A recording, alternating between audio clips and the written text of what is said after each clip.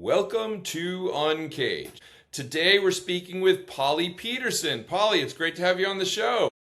Well, it's great to be here. Thank you, Bant. I'm looking forward to talking to you today. So, talking to Polly is almost like a walk back into my childhood. Polly is the president at the University of Jamestown, and so no doubt today we're going to be talking about academia and the world of education as it is today. She's a distinguished leader in higher education, a dedicated member of the Jamestown community. University of Jamestown is an institution dedicated to academic excellence, institutional growth, and community engagement. And so we'll be talking to Polly today about her leadership and the experiences she's had. Polly, it's great to have you here. Before we get into the University of Jamestown story, tell us a little bit about Polly Peterson. Well, thank you, Bant. I've been at the University of Jamestown now for 34 years. I like to tease that I've been here since they planted grass. And it's been a wonderful experience. My background is actually public accounting. Before I became the president, or before I even came back to the University of Jamestown, I was an alum. I went on to become a public accountant, worked in public accounting for a few years, and then came back. My experience here has been through the controllership, through teaching in the accounting department, then into fundraising. I was the vice president for advancement, then became the executive vice president, where I always teased that I became the CFO again. And so I always teased that if I spent the money, I had to go raise the money. And we did some wonderful things, raising support for the university and our students, the faculty and staff, and then became the president. So it's been a wonderful journey. I feel like I've had a blessed career and love what I do. So great to be here. That's amazing. And Polly, it's a great arc. I have been I've been thinking a lot about the accounting field as one of my younger son graduates from college with an accounting field of expertise and, what's happening there. But the world of academia continues to evolve and change. And you are the president at the University of Jamestown. Now, tell me a little bit about what you're working on at Jamestown. Well, with an accounting background, I love planning. I love strategic planning. I love strategic plans that are tied to operational plans, budget plans, enrollment plans, etc. So what we're working on is what's in our strategic plan, but that includes a couple of really high-level opportunities for the University of Jamestown. One is we received our largest gift in the school's history a couple years back to establish a school of character and leadership. Jim and Candy Unruh supported that, and so we've been actively involved in integrating our virtues into all the things that we do academically, co-curricularly, and just really trying to ensure that all graduates, we like to say we've been building character since 1883.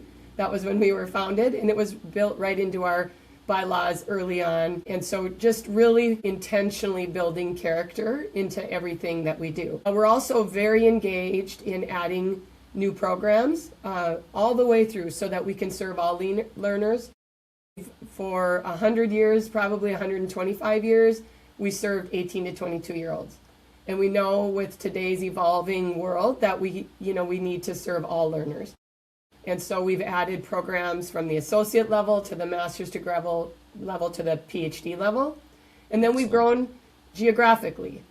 We are in Fargo with several programs now, and then we're in Arizona with programs. So a pretty aggressive strategic plan that has allowed us to grow from 1,000 to 1,600 in the last 8 years, and largely as a result of a pretty aggressive strategic plan.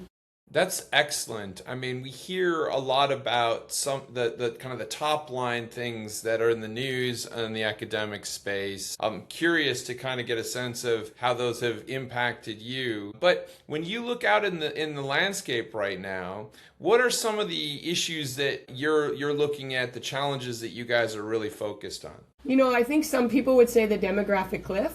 But we've known about the demographic cliff since 2008. That wasn't a secret. That was, very documented that there were a lot fewer births during that recession period in our country. So I would say that, we probably are more impacted just by rhetoric around whether or not college is worth it. Whether students today benefit from higher education, obviously there's concern on the part of many that you take on debt, and then are you going to get a job when you're done? And so that focus on, picking the right major and getting into careers that have opportunity for individual growth, I think is one of probably the pressure points for higher education. We have to be able to bridge, this is what we call it, you have to be able to bridge the idea that there are students and there are careers. And higher education is the means by which we can bring those two together. And so we focus on that a lot, and we've added many new programs, but we've focused on that idea that there has to be students that are interested in those fields, and there has to be opportunity for them to become employed for the long term, careers, not jobs. And so, that's where we have seen our significant growth. Yeah, I think it's a really, really interesting point. A lot of times we hear these stories where people will focus on the demographic shifts, etc. But the reality is, probably especially as an accountant, you've seen the numbers, you've looked at this many times over. But it's obviously also kind of reflecting that changing world that the young people are stepping into, or even older people are stepping into, and how we kind of make the most of that. How are things like the topics of, let's say, machine learning impacting your world? Well, it's a conversation that everybody's having, and we are too at the University of Jamestown. We have had numerous groups of faculty and staff and students talking about this, building guidelines, I suppose you could say, as we think about how it affects us. And I'm really, really proud of the work that faculty and staff have done together. I charged them this year with what does it mean at the University of Jamestown, and we don't have 2 years to figure that out. And they built this really wonderful sort of statement around what AI means for the University of Jamestown and our students and our graduates, and really sort of leveraging technology to support, human advancement. It's not going to replace us, and in a liberal arts setting, I think we're advantaged in how we learn and teach others to learn about what artificial intelligence, machine technology is going to mean in their lives. Sometimes in the early stages, I used to say, how many in this room remember the day that you could not turn in your assignment using Microsoft Word? Right? I'm old enough to remember that. And most of our faculty are too, or I shouldn't say most, but probably half. Do too. And it's sort of an eye-opening recollection that there was a time when we could not use Word. And I used to say I saved all my money when I was in high school to get that typewriter that could erase. And it had 30 words of memory. Remember those days? Of course. This is what. Of course, I can't tell you. So, I just happened to grow up in a house where, as we talked, I come from an academic family, and my father was fortunate enough to get one of the early IBM PCs. So I was using, I think the product was Word Perfect, which was one of those early, before Word, and I would write my essays. But you're right, my teachers wouldn't allow me to hand it in. So I then would write it because it was easier for me to write it and edit it on the computer. And then I would literally have to write it out in hand. You and I, it's the same. And many of our faculty, just sort of eyes opened up when I brought that up. And, then you start to realize, as time evolves, we all adjusted. Yeah. And we will adjust to artificial intelligence. We need to adjust. It's here to stay. And there are huge advantages that we will all gain from having the opportunity to access artificial intelligence in different ways in all of our professions. And we just have to figure out how to teach students and learn from students too. Learn together about what this means in each of our areas. And I'm very proud of the work that they've done in 6 months. It's been just a really fascinating thing to watch. And we have a culture here of starting with yes. That's been sort of my mantra. We start with yes. And it changes your mindset when you start with yes. Yeah. Instead of saying, oh, no, no, no, no, we can't use that, or no, no, no, we can't do that, or no, no, no, we can't afford that. When you start with yes, it changes your mindset and it changes your culture. And so I'm very, very proud of the work that we've done. We have certificates coming out, we have classes coming out. Right now, we have some summer things, some employer advantages as well that we can offer to help them understand and lead through this really kind of, really different kind of time because we're all facing it together. So, Polly, you've had a career where you said you studied accounting, you went out, worked in that field, but then you came back into the world of academia, the university world. Tell me a little bit about what drives that passion for the educational space. Well, it starts with students, right? I mean, we are so privileged to be a part of their yes. They chose our school, they chose to spend the time with us, and then they chose to become educated learners in their field and continue to get to know us for decades.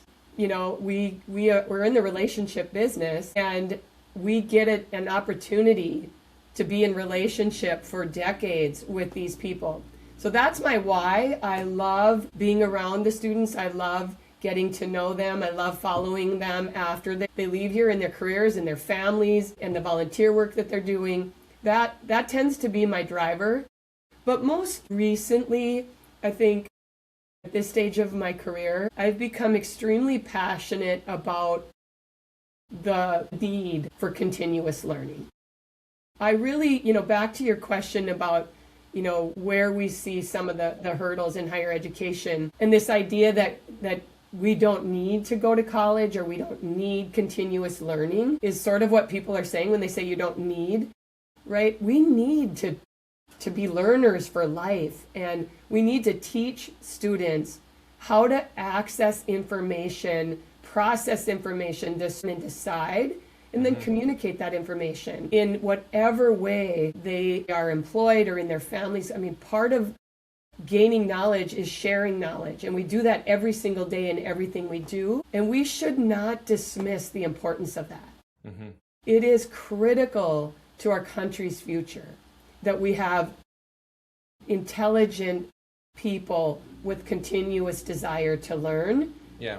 And that is my passion today. Yeah, I'm obsessed with the topic of critical reasoning. It's just making sure that we find a way to maintain that ability for humans, really all people, to be critical in the way that they look at problems. And what I mean by, you understand what I mean by that. But what I find at times is that we have a lot of young people coming up where they're very good processors of information, absolutely, much better than we were, but perhaps not as strong on the critical reasoning. And that to me is kind of a critical capability that I'm keen on seeing more of. Really critical in the age of machine learning, for sure.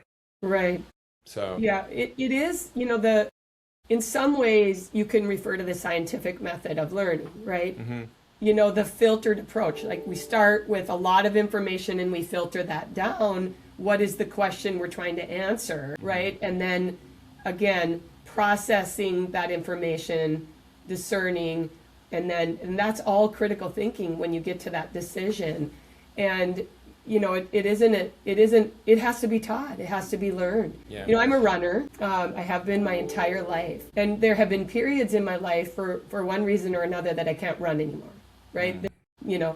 You have a child or something and you have this gap. Yeah. And it's amazing how quickly you get out of shape. And the same is true in exercising our brains. Yes. And we have to want to continue to learn and grow.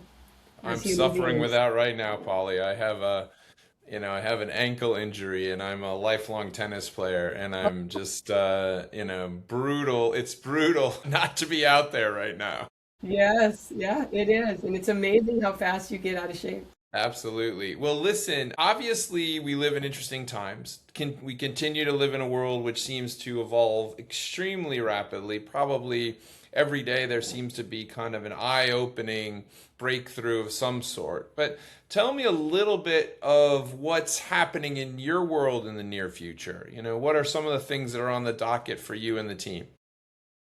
Well, we've been, as I mentioned, we've added a lot of new programs. And we've grown by adding programs that we feel we've done the research, the market research, the financial research, all of the things necessary to pull a trigger on. This is the program that people need. And one of the things that we've just found out is in the area of biomedical science, there's just been a lot of opportunity for us to add value. And that we are going to, some of those programs are here, but some of them are in Arizona, where we just opened our new campus there in January. There, we welcomed our first cohort of pathology assistants who are in that program for the next 2 years. And then there's some more programs coming this summer and into next year. So that's been a focus for us, and trying to find a way to build a niche where we're not duplicating what others are doing. If there's a lot of other institutions doing it, they should do that. We don't need, 20 programs in this same community doing the same thing. So we've been trying to really focus on some things that other institutions aren't doing that we can do that serve our mission and serve the needs of a student and an employer. I love that. Well, Polly, it's been amazing talking with you. If someone wanted to learn about what you're working on at the University of Jamestown, where's the best place to go to find it? Well, you can find it online at uj.edu. That's our website. You can find it by searching as well about the University of Jamestown. We've had a lot of articles printed about us recently, about our growth, about our investment in new programs, our investment in new scholarship. We're in a capital campaign that just in 3 years went well over its goal. We're working our way towards 100 million. And so you'll see a lot of information about that as well. So I'd love for people to look us up. We're kind of a hidden gem. We like to say the best kept secret in the Midwest. Yeah. Very affordable. And again, very innovative university that, really, I think if people dug a little deeper, they'd be surprised. So, Polly, it's been wonderful talking with you. Very, very interesting stuff you're working on, and it's exciting to see the trajectory that University of Jamestown is on. We've been speaking with Polly Peterson. She is the president at the University of Jamestown. We've been talking to her about what's happening at the University of Jamestown. Polly is a distinguished leader in higher education, a dedicated member of the Jamestown community, and the University of Jamestown is an institution dedicated to academic excellence, institutional growth, and community engagement. And we've been talking to Polly today about all of the things that are happening today, all of the plans for the near future, and really kind of, I'd say, pushing on that idea that it remains at the core of the university, which is that they're committed to character and leadership development. So, Polly, thank you so much for being on the show today, and we look forward to having you back. Thank you, Bent. It's been great. Great to be welcomed onto your show. Cheers. Cheers.